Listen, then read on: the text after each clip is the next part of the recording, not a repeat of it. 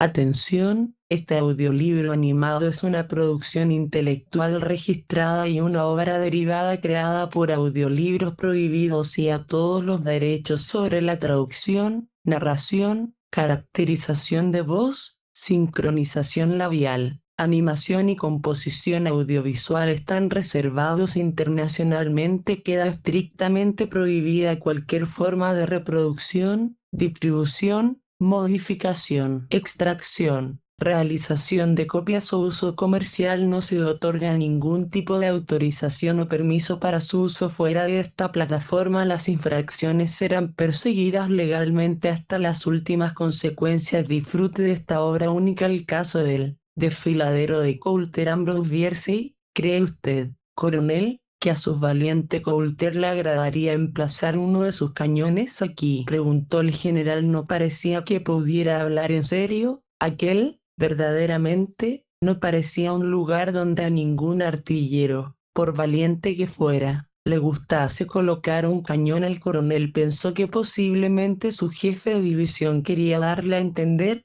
en tono de broma, que en una reciente conversación entre ellos se había exaltado demasiado el valor del capitán Coulter. Mi general, replicó, con entusiasmo, a Coulter le gustaría emplazar un cañón en cualquier parte desde la que alcanzara a esa gente. Con un gesto de la mano señaló en dirección al enemigo. Es el único lugar posible, afirmó el general. Hablaba en serio. Entonces el lugar era una depresión, una mella en la cumbre escarpada de una colina. Era un paso por el que ascendía una ruta de peaje, que alcanzaba el punto más alto de su trayecto serpenteando a través de un bosque ralo y luego hacía un descenso similar, aunque menos abrupto, en dirección al enemigo en una extensión de 1,5 kilómetros a la derecha y 1,5 kilómetros a la izquierda. Las cadenas de montañas, aunque ocupada por la infantería federal, asentada justo detrás de la escarpada cumbre como mantenida por la sola presión atmosférica, era inaccesible a la artillería. El único lugar utilizable era el fondo del desfiladero, apenas lo bastante ancho para establecer el camino del lado de los confederados. Ese punto estaba dominado por dos baterías apostadas sobre una elevación un poco más baja, al otro lado de un arroyo. A medio kilómetro de distancia los árboles de una granja disimulaban todos los cañones excepto uno que, como con descaro, estaba emplazado en un claro, justo enfrente de una construcción bastante destacada, la casa de un plantador. El cañón, sin embargo, estaba bastante protegido en su exposición porque la infantería federal había recibido la orden de no tirar. El desfiladero de Coulter, como se le llamó después, no era un lugar, en aquella agradable tarde de verano, donde a nadie le agradara emplazar un cañón. 3 o 4 caballos muertos yacían en el camino. 3 o 4 hombres muertos estaban ordenadamente colocados en hilera a uno de los lados, un poco hacia atrás. En la pendiente de la colina todos menos uno eran soldados de caballería de la vanguardia federal. Uno era Furriel, el general que comandaba la división, y el coronel en jefe de la brigada, seguidos de su estado mayor y de su escolta, habían cabalgado hasta el fondo del desfiladero para examinar la batería enemiga, que se había disimulado inmediatamente tras unas altas nubes de humo. Resultaba inútil curiosear sobre unos cañones que se enmascaraban como las sepias, y el examen había sido breve cuando terminó. A poca distancia del sitio donde había comenzado, se produjo la conversación que hemos relatado parcialmente. Es el único lugar, repitió el PAC 411. El caso del desfiladero de Coulter. Bierce, Ambrose general con aire pensativo. Desde donde llegara ellos el coronel le miró con gravedad. Solo hay espacio para un cañón, mi general. 1 contra 12. ¿Es verdad? Para uno solo cada vez, dijo el comandante de la división esbozando algo parecido a una sonrisa. Pero, entonces, su bravo Coulter tiene una batería en el mismo. Su tono irónico no dejaba lugar a dudas. Al coronel le irritó, pero no supo qué decir. El espíritu de subordinación militar no promueve la réplica,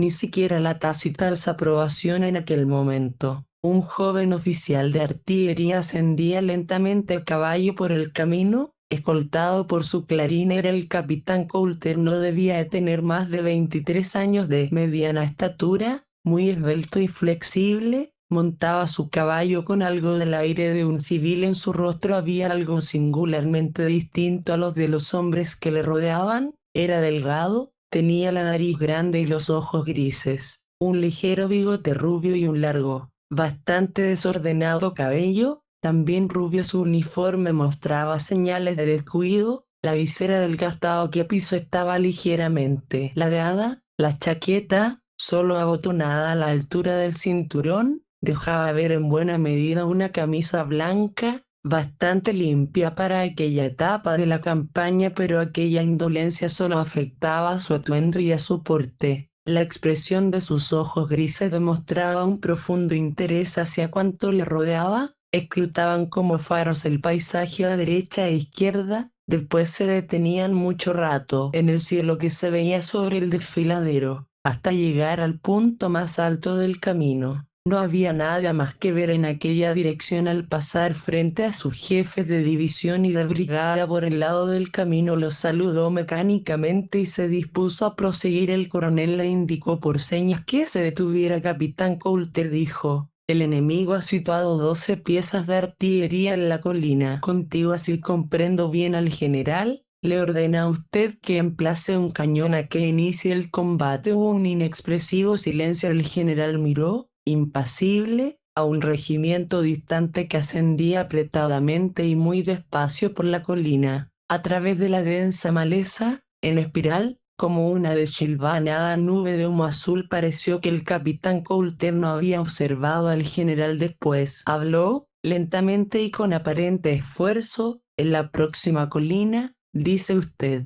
mi coronel, están los cañones cerca de la casa A. ¿Ya ha recorrido usted este camino antes? Sí, justo ante la casa, y es necesario abrir fuego. La orden formal. Hablaba con voz ronca y entrecortada. Había palidecido visiblemente. El coronel estaba sorprendido y mortificado. Lanzó una mirada de reojo al general. Ningún indicio en aquel rostro inmóvil, tan duro como el bronce. Un momento después, el general se alejaba cabalgando, seguido de los miembros de su Estado Mayor y de su escolta. El coronel, humillado e indignado, se disponía a ordenar que arrestaran al capitán Coulter cuando este PAC 5 de 11. El caso del desfiladero de Coulter viese. Ambrose pronunció en voz baja unas pocas palabras dirigidas a su clarín, saludó y se dirigió cabalgando en línea recta hacia el desfiladero. Cuando llegó a la cima del camino, con los gemelos ante los ojos, se mostró recortado contra el cielo, y él y su caballo dibujaron una nítida figura ecuestre. El clarín había bajado la pendiente a toda carrera y desapareció detrás de un bosque. Entonces se oyó sonar su clarín entre los cedros y, en increíblemente poco tiempo, un cañón seguido de un furgón de municiones, cada cual tirado por 6 caballos y manejado por su equipo completo de artilleros, apareció traquetando y arrasando la cuesta en medio de un torbellino de polvo. Luego fue empujado a mano hasta la cumbre fatal, entre los caballos, que quedaron muertos. El capitán hizo un ademán con el brazo. Los hombres que cargaban el cañón se movieron con asombrosa agilidad y, casi antes de que las tropas que seguían el camino hubieran dejado de escuchar el ruido de las ruedas, una enorme nube blanca se abatió sobre la colina con un ensordecedor estruendo. El combate del desfiladero de Coulter había empezado. No se pretende aquí relatar con detalle los episodios y las vicisitudes de este horrible combate, un combate sin incidentes y con las únicas alternancias de diferentes grados de desesperación. Casi en el momento en que el cañón del capitán Coulter lanzaba su nube de humo como un desafío, 12 nubes se elevaron en respuesta por entre los árboles que rodeaban la casa de la plantación, y el rugido profundo de una detonación múltiple resonó como un eco roto. Desde ese momento hasta el final, los cañones federales lucharon su batalla sin esperanza, en una atmósfera de hierro candente cuyos pensamientos eran relámpagos y cuyas hazañas eran la muerte. Como no deseaba ver los esfuerzos que no podía apoyar, ni la carnicería que no podía impedir, El coronel había escalado la cumbre hasta un punto situado a 400 metros a la izquierda, desde donde el desfiladero, invisible pero impulsando sucesivas masas de humo, semejaba el cráter de un volcán en tronante erupción. Observó los cañones enemigos con sus prismáticos, constatando hasta donde podía los efectos del fuego de Coulter. Si Coulter vivía todavía para dirigirlo, vio que los artilleros federales, ignorando las piezas del enemigo cuya posición solo podían determinar por el humo, consagraban toda su atención al que continuaba emplazado en el terreno abierto. El césped delante de la casa, alrededor y por encima de este duro cañón explotaron los obuses a intervalos de pocos segundos. Algunos hicieron explosión en la casa, como se pudo ver por unas delgadas columnas de humo que subían por las brechas del techo. Se veían claramente formas de hombres y caballos postrados en el suelo. Si nuestros hombres están haciendo tan buen trabajo con un solo cañón, dijo el coronel a un ayudante de campo que estaba cerca, deben estar sufriendo como el demonio el fuego de 12. Baje y presente a quien dirija ese cañón mis felicitaciones por la eficacia de su fuego. Se volvió a su ayudante mayor y agregó, ¿observó usted la maldita resistencia de Coulter a obedecer órdenes? Sí, mi coronel. Pack 6 de 11. El caso del desfiladero de Coulter. Vierse, Ambrose. Bueno, no hable de esto con nadie. Por favor, no creo que el general se preocupe de formular acusaciones. Tendrá sin duda bastante que hacer para explicar su papel en este modo tan poco usual de divertir a la retaguardia de un enemigo en retirada. Un joven oficial se aproximó desde la parte de abajo, escalando sin aliento la pendiente casi antes de saludar. Exclamó, jadeando, mi coronel. Me envía el coronel Armon para informarle que los cañones del enemigo se hallan al alcance de nuestros fusiles y casi todos son visibles desde numerosos puntos de la colina. El jefe de brigada le miró sin demostrar el menor interés. Lo sé, respondió tranquilamente el joven ayudante. Estaba visiblemente azorado. El coronel Armon quisiera autorización para silenciar esos cañones. Yo también, replicó el coronel con en el tono de antes.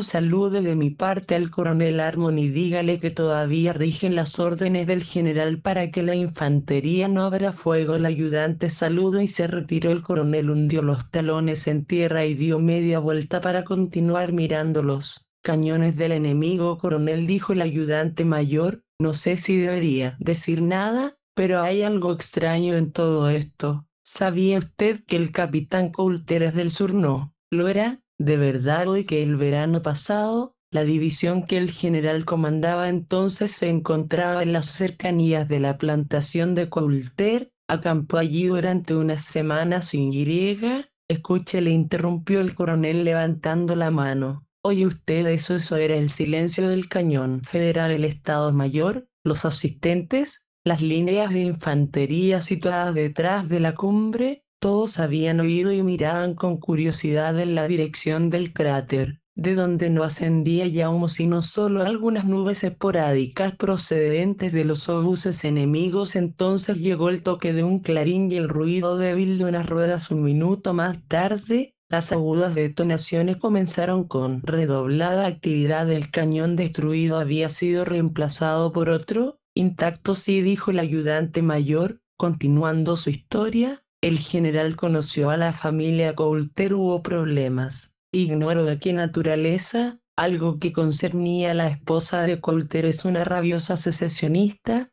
Corno casi todos en la familia, excepto Coulter, pero es una buena esposa y una dama muy educada. En el cuartel general del ejército se recibió una queja al PAC 7 de 11. El caso del desfiladero de Coulter. Vierse, Ambrose. General fue transferido a esta división. Resulta extraño que después de eso la batería de Coulter haya sido asignada ahí. El coronel se había levantado de la roca donde estaba sentado. Sus ojos llameaban de generosa indignación. Dígame, Morrison, dijo, mirando a su chismoso oficial del Estado Mayor directamente a la cara. Le contó esa historia un caballero de un embustero. No quiero revelar cómo me llegó, mi coronel. Menos que sea preciso, embrojeció ligeramente. Pero apuesto mi vida a que es verdad. El coronel se giró hacia un corrillo de oficiales que estaba a cierta distancia, Teniente Williams, gritó uno de los oficiales. Se apartó del grupo y, adelantándose, saludó y dijo: «Discúlpeme, mi coronel, creía que estaba usted informado. Williams ha muerto abajo, al pie del cañón. ¿En qué puedo servirle, señor?» El teniente Williams era el edecán que había tenido el placer de transmitir al oficial que comandaba la batería las felicitaciones de su jefe de brigada. «Vaya», dijo el coronel, «y ordene la retirada de esa pieza inmediatamente». «No, iré yo mismo». Bajo a todo correr la cuesta que conducía a la parte de atrás del desfiladero, franqueando rocas y malezas, seguido de su pequeña escolta, entre un tumultuoso desorden. Cuando llegaron al pie de la cuesta, montaron sus caballos, que los esperaban, enfilaron a trote rápido por el camino, doblaron un recodo y desembocaron en el desfiladero. El espectáculo que encontraron ayer era espeluznante. En aquel desfiladero, apenas suficientemente ancho para un solo cañón, habían amontonado los restos de por lo menos 4 piezas y habían percibido el silencio de solo el último inutilizado. Era porque habían faltado hombres para sustituirlo rápidamente por otro. Los desechos se esparcían a ambos lados del camino. Los hombres habían logrado mantener un espacio libre en el medio en el que la quinta pieza estaba ahora haciendo fuego. Los hombres parecían demonios del infierno, todos sin gorra, todos desnudos hasta la cintura, su piel, humeante, negra de manchas de pólvora y salpicada de gotas de sangre. Todos trabajaban como dementes, manejando el ariete y los cartuchos, las palancas y el gancho de disparo. A cada golpe de retroceso, apoyaban contra las ruedas sus hombros tumefactos y sus manos ensangrentadas, y encajaban de nuevo el pesado cañón en su lugar. No había órdenes en aquel enloquecido revuelo de alaridos y explosiones de buses. Entre el silbido agudo de las esquirlas de hierro y de las astillas que volaban por todas partes, no se hubiera oído ninguna orden. Los oficiales, si es que quedaban oficiales, no se distinguían de los soldados. Todos trabajaban juntos, cada uno, mientras aguantaba, dirigido por miradas. Pago 8 de 11. El caso del desfiladero de Coulter-Vierce. Ambrose, cuando el cañón era escobillado, se cargaba. Cuando estaba cargado, se apuntaba y se tiraba. El coronel vio algo que no había visto jamás en toda su carrera militar, algo horrible y misterioso. El cañón sangraba por la boca en un momento en que faltaba agua. El artillero que esponjaba la pieza había empapado la esponja en un charco de sangre de uno de sus camaradas. No había ningún conflicto en todo aquel trabajo. El deber del instante era obvio. Cuando un hombre caía, otro, muy poco más limpio, parecía surgir de la tierra en lugar del muerto, para caer a su vez con los cañones deshechos. Yacían también los hombres deshechos, al lado de los restos, por encima y por debajo, y, retrocediendo por el camino, una horripilante procesión. Se arrastraban con las manos y las rodillas los heridos capaces de moverse. El coronel, que compasivamente había enviado a su escolta hacia la derecha, hubo de pasar con su caballo por encima de los que estaban definitivamente muertos para no aplastar a aquellos que todavía conservaban un resto de vida. Mantuvo su camino con tranquilidad en medio de aquel infierno. Se acercó al lado del cañón y, en la oscuridad de la última descarga, golpeó en la mejilla al hombre que sostenía el ariete, que se derrumbó creyendo que había muerto un demonio 7 veces condenado. Brotó de entre el humo para ocupar su puesto, pero se detuvo y fijó en el oficial a caballo una mirada no terrenal. Los dientes le brillaban entre los labios negros, los ojos, salvajes y desorbitados, ardían como brasas bajo las cejas ensangrentadas. El coronel hizo un ademán autoritario señalándole la parte de atrás. El demonio se inclinó. En señal de obediencia. Era el capitán Coulter. Simultáneamente la señal de alto del coronel, el silencio cayó sobre todo el campo de batalla. La procesión de proyectiles dejó de correr en aquel desfile de muerte porque el enemigo también había dejado de tirar. Su ejército había desaparecido desde hacía horas.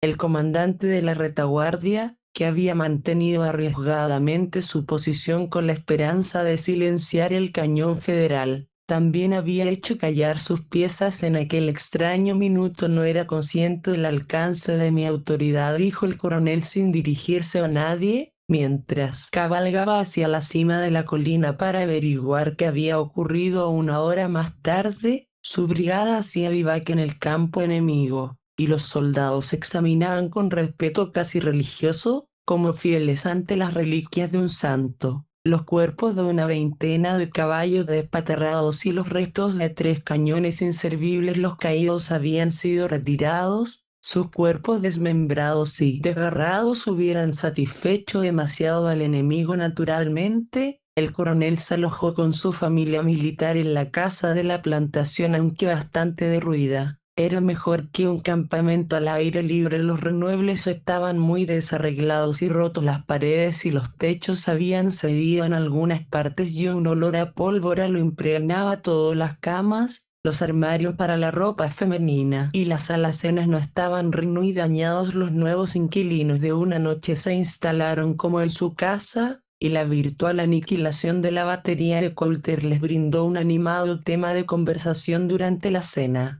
Un asistente que pertenecía a la escolta apareció en el comedor y pidió pago 9 de 11. El caso del desfiladero de Coulter Vierce. Ambrose, permiso para hablar con el coronel. ¿Qué ocurre, Barbour?, preguntó el coronel amablemente, habiendo escuchado sus palabras. Mi coronel, en el sótano pasa algo raro, no sé qué. Creo que hay alguien allí. Yo había bajado a registrar. Bajaré a ver, dijo un oficial del Estado Mayor. Levantándose. Yo también, repuso el coronel. Que los demás se queden llenos. Asistente. Tomaron un candelero de la mesa y bajaron las escaleras del sótano. El asistente temblaba visiblemente. El candelero iluminaba débilmente, pero enseguida, mientras avanzaban, su estrecho círculo de luz reveló una forma humana sentada en el suelo contra la pared de piedra negra que ellos habían venido siguiendo. Tenía las rodillas en alto y la cabeza echada hacia atrás. El rostro, que hubiera debido verse de perfil, permanecía invisible porque el hombre estaba tan inclinado hacia adelante que su largo cabello lo ocultaba y, de un modo extraño, su barba, de un color mucho más oscuro, caía en una gran masa enredada y se desplegaba sobre el suelo. A su lado se detuvieron involuntariamente. Después, el coronel,